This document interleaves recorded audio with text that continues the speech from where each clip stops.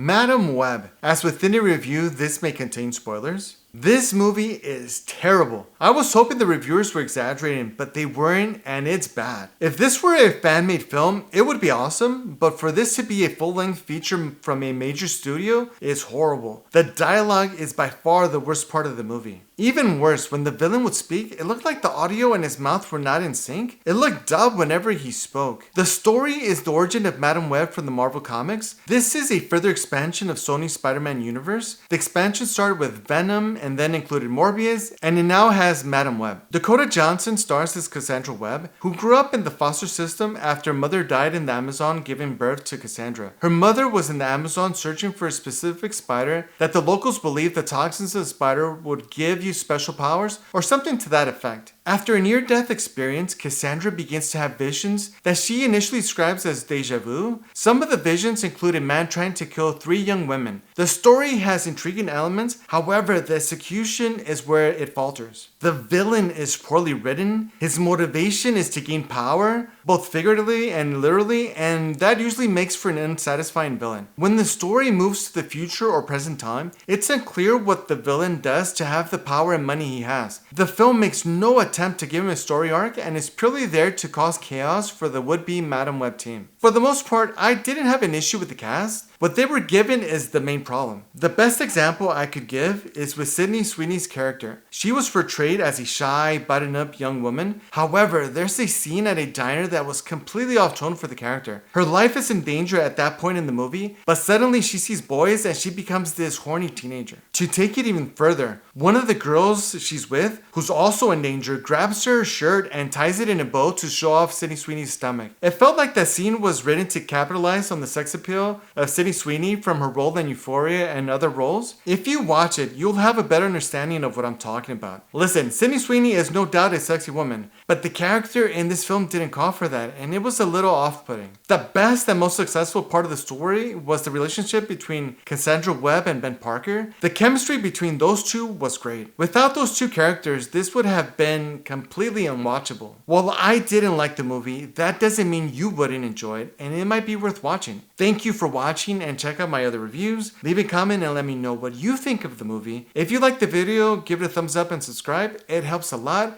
See you in the next review.